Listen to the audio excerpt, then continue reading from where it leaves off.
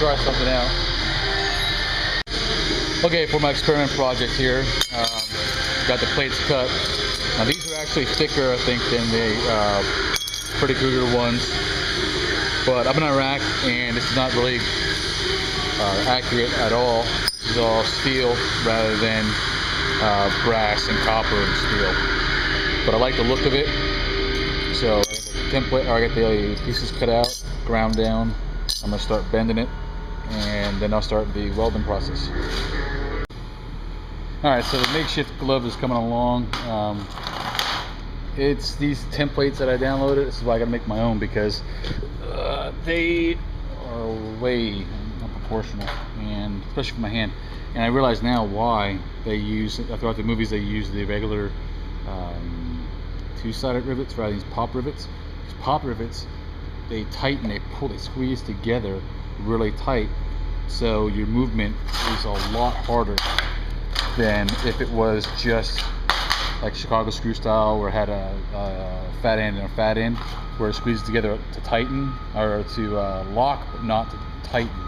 So your movement is very flimsy when it comes to this. Now, it's an all steel glove and hard rivets, so this is going to be one hell of a durable glove.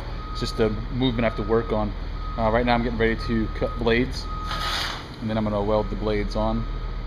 So we'll see how it comes along.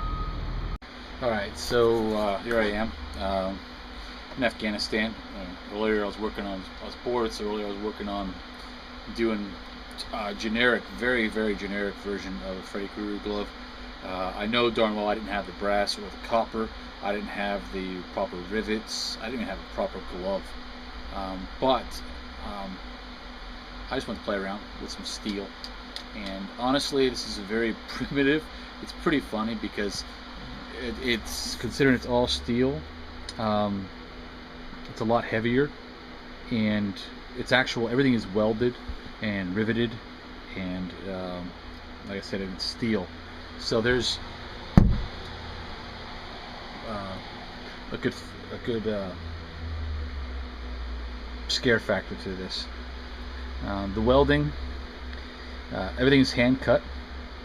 I actually use a plasma cutter for the blades, and then ground the blades down. And I could have made it more detailed, but I was going with the rustic look, so I didn't make them. There's a lot of imperfections, a lot of gouges and things like that.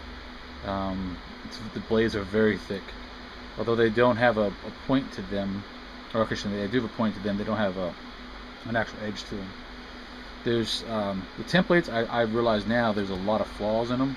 Like the fingers, for example, there's a small finger and a large finger, but there's a big difference between the two, so they got to be fine-tuned.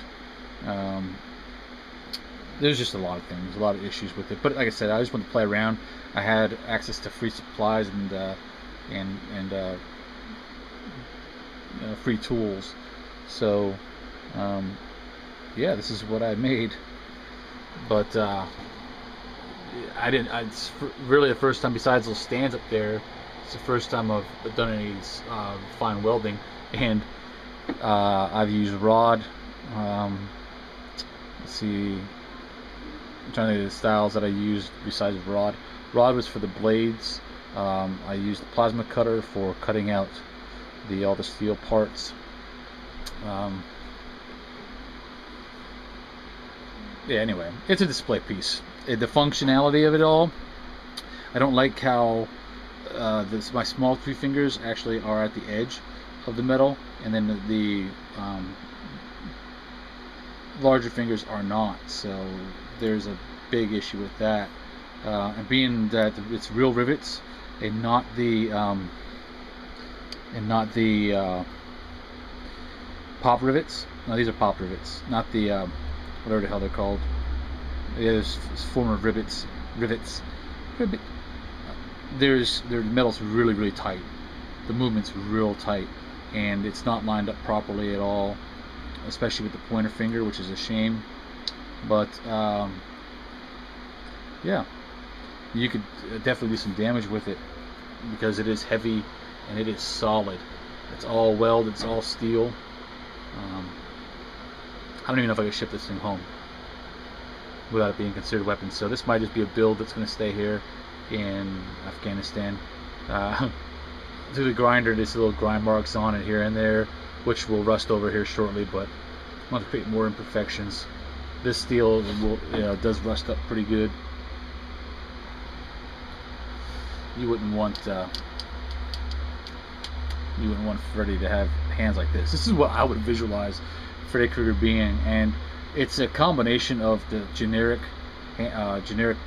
parts for the fingers and the hand plate, and the blades were based off of the Part 6 blades, which were the second biggest blades. The biggest blades were actually Freddy vs. Jason, but they're really clean looking blades, stainless steel, whereas these are meant to be all worn and a really shitty steel. So for my first set of handmade blades, this has got nothing to do with the run that I'm doing of the actual laser cut or water cut blades. These were actually just cut by myself, not professional. So yeah, I wish I could freaking demolish some stuff with this, but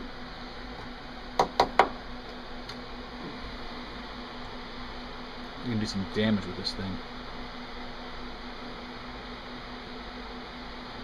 So you can see the little holes I put in my wall.